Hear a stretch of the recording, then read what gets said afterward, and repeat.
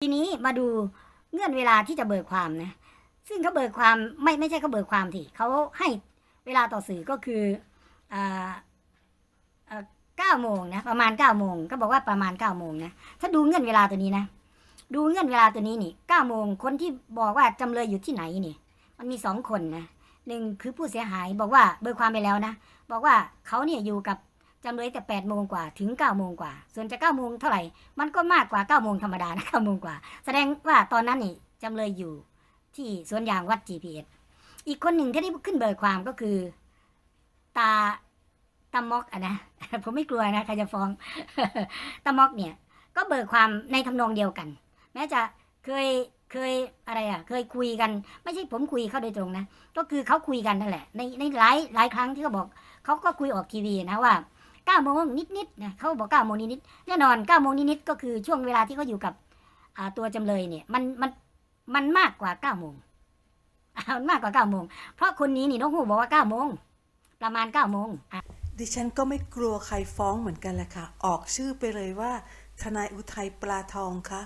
เวลาคุณจะวิจารณ์วิเคราะห์อะไรแต่ละอย่างเนี่ยกรุณาเอาอคติออกกรุณาให้ข้อเท็จจริงที่จริงพ่อแบมไม่ได้บอกว่าเจอชัยพลตอน9 โมง9 โมง 10 นาทีประมาณโดยประมาณเห็นชายแปลกหน้าที่พงไผ่เวลาโดยประมาณ9 โมง 20 ถึง 9 โมง 40ได้คุยกับชัยพลเพราะฉะนั้นไม่มีอะไรเลยที่บอกว่า9 โมงเพราะฉะนั้นถ้าชัยพลออกจากสวนยาง9 โมง 22แล้วมาถึงบ้านเขาตอน9 โมง 30อย่างที่เขาบอกพอมาถึงแล้วถ้าไม่ได้ไปอาบน้ำคิดว่าไม่ได้กระตุ้นยางเมื่อเช้าเพราะว่ามีหัวหน้ากล่องโทรมาตามให้ไปดูนั่นดูนี่ตัวเองไม่ได้กระตุ้นยางพอกลับมาแล้วคิดว่าตัวเองพอมีเวลาก่อนจะไปรับพักก็เลยออกไปกระตุ้นยางเอาซะหน่อยมันก็จะเป็นเวลาประมาณ9 โมงอยู่ในช่วง9 โมง 30 ถึง 9 โมง 40ซึ่งตรงกับที่พ่อแบมให้สัมภาษณ์นอกเหนือไปจากนั้นที่ทนายไม่รู้และเอามานั่งพูดเป็นวรรคเป็นเวรก็คือว่าพ่อแบมเขาสามารถยืนยันเวลาได้จากอะไรบางอย่างที่จะบอกว่าเหมือนกับบางคนที่บอกก็เปิดทีวีตอนนี้แล้วดูข่าวสมมุติว่าเป็นข่าวในพระราชสำนักมันจะมีเวลาฟิกค่ะกำลังดูข่าวอันนี้อยู่เห็นอันนั้นอันนี้นั่นคือมันให้กำหนดเวลามาแล้วทนายพอเข้าใจไหมคะหรือลืมไปหมดแล้วว่าวิชาชีพควรจะต้องทำยังไงบ้างนอกจากอวยไส้แตกพ่อแบมไม่ได้พูดว่าเห็นจำเลยที่9 โมงนะทนายไปเอามาจากไหนไปขนอะไรมาหลอก FC ตัวเองไปดูทุกข่าวเขาจะให้ช่วงเวลาว่า9:20 ถึง 9:40เขาไม่ได้บอกเลยว่า9 โมงและ9:20 ถึง 9:40เนี่ยมันไปลงล็อกที่ว่าจำเลยก็บอกว่ากลับมาถึงบ้านประมาณ9 โมงครึ่งถ้า9 โมงครึ่งแล้วมองว่าเฮ้ยกูพอมีเวลาเดี๋ยวไปกระตุ้นยางหน่อยดีกว่าก่อนที่จะไปรับพระก่อนที่จะอาบน้ำไปรับพระคุณอย่าลืมว่าเขาใช้ชี้ตรงนี้ได้ยังไงรู้ไหมชุดที่ใส่ไปวัด GPS ตำรวจไปถามแล้วว่าชุดไหนจำเลยเอามาให้แล้วถ้าเขาเอาชุดนั้นมาชูว่าวันที่คุณเห็นน่ะใช่ชุดนี้ไหมเอาแค่ว่าเหมือนนะคับคล้ายคับคลาผมจำไม่ได้หรอกมานานมาแล้วแต่ก็เหมือนอยู่แค่นี้ก็จบเหแล้วค่ะคุณอย่าบอกว่าดิฉันเป็นแค่นักเขียนเลยไม่มีความรู้เรื่องกฎหมายเรื่องกฎหมายเนี่ยมันเป็นความรู้ที่เราเรียกว่าอินเน่คือมันมีมาโดยกำเนิดเพราะทุกคนต้องรู้กฎหมายจะเป็นนักเขียนจะเป็นทนายจะเป็นคนข้างถนนจะเป็นใครก็ตามทีเวลาคุณทำผิดแล้วถ้าเขาจับตำรวจจะบอกว่าทุกคนต้องรู้กฎหมายมันมีคำบอกอยู่ว่าทุกคนต้องรู้กฎหมายจะมาอ้างว่าไม่รู้กฎหมายไม่ได้เพราะฉะนั้นถึงดิฉันจะเป็นแค่นักเขียนดิฉันก็รู้กฎหมายแต่ทนายรู้วิธีการเขียนไหมคะเขียนหนังสือยังไงให้ขายได้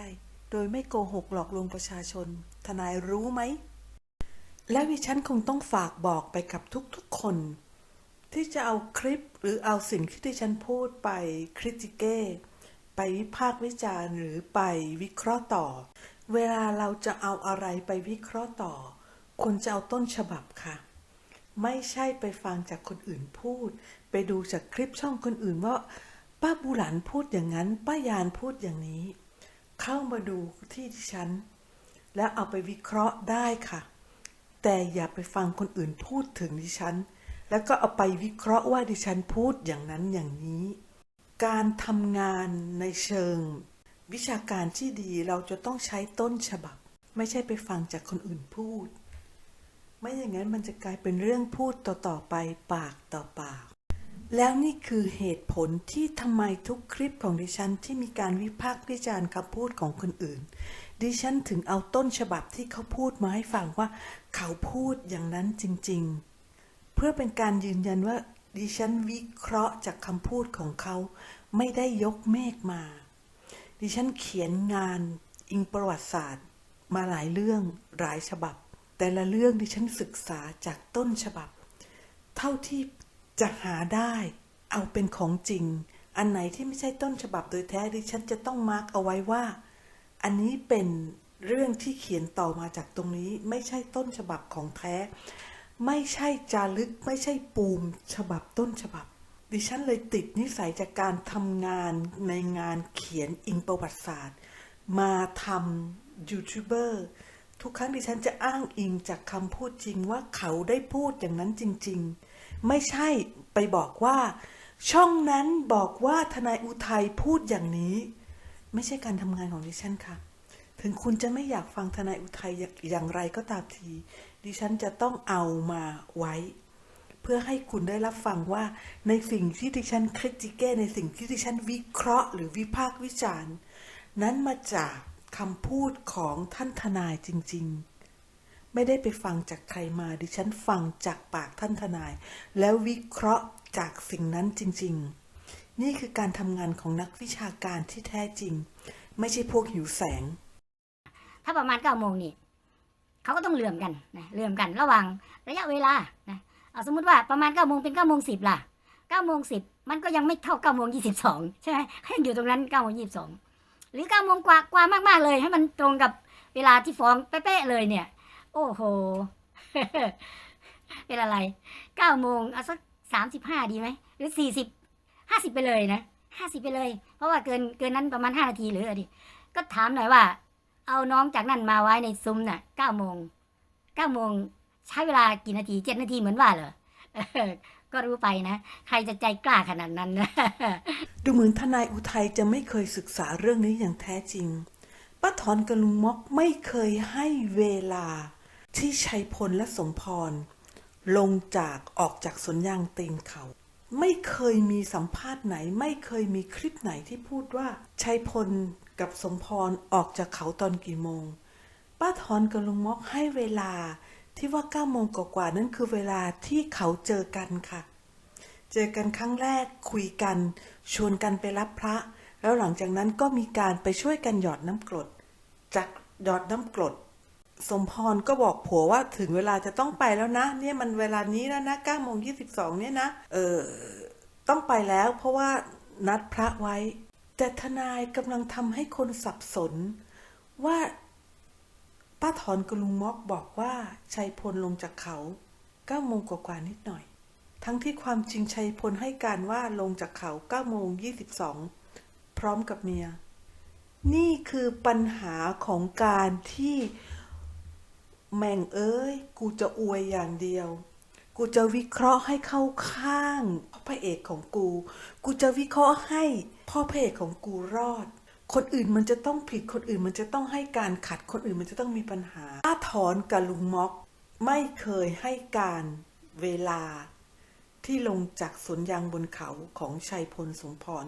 คนเดียวที่พูดคือสมพรกับชัยพลมีผัวเมียคู่นี้ที่บอกว่าตัวเองลงจากเขา9 โมง 22ที่รู้แน่แท้เพราะว่าดูเวลานาฬิกาตรงนั้นนอกจากนั้นไม่มีใครพูดว่าเขาลงจากเขาเวลาเท่าไหร่มีทนายของจำเลยพยายามที่จะให้ตาชาญมายืนยันว่าตอนที่เห็น2 ผัวเมียผ่านลงจากเขาเนี่ยตาชาญดูนาฬิกาซึ่งเป็นนาฬิกาไม่มีเข็มอย่างที่ทนายเบิ้มพูดเหมือนกันว่าเป็นเวลาประมาณนี้9 โมง 22เพื่อจะเอามายืนยันแต่ปัญหาคือตาชาญไม่ได้ใช้นาฬิกานี้มานานแล้ว ถึงได้มีการส่งซิกให้ตาชาญกลับไปค้นบ้านตอนที่ยายสมควรไม่อยู่ แต่ตาชาญทำไม่สำเร็จ เพราะหานาฬิกานั้นไม่เจอ และเพราะความจริงตอนที่ตาชาญเห็นสองผัวเมียลงจากสวนยางตีนเขาตาชาญไม่ได้ดูเวลาตาชาญไปยืนยันไม่ได้ตาชาญยืนยันได้แค่ว่าเห็นลูกสาวกับผัวของลูกสาวลูกเขยเนี่ยลงจากเขาแต่เวลาไหนตาชาญบอกไม่ได้ค่ะแต่ฝั่งจำเลยพยายามจะให้ตาชาญบอก และป้าถอนกับลุงม็อกก็ไม่เคยบอกว่าสองผัวเมียนี่ลงจากเขาเวลาไหนแต่บอกว่าตอนมาเจอมันเป็นเวลา 9 โมงกว่าทนายถ้ามีเวลาจัดเรียงอะไรในหัวใหม่ดีไหมแล้วคริติกแล้ววิจารณ์คดีให้มันสมกับความเป็นทนายหน่อยให้มันสมกับวิชาชีพอย่าข้างไข่ข้างแคมจนเกินไปเพราะการวิจารณ์อะไรโดยที่ไม่ไปศึกษาข้อมูลก่อนเอาแต่หาข้อมูลเพียงแค่ว่าจะเข้าข้างคนที่เราอวยมันไม่ใช่วิชาชีพทนายค่ะจะฟ้องก็ฟ้องมากูพร้อม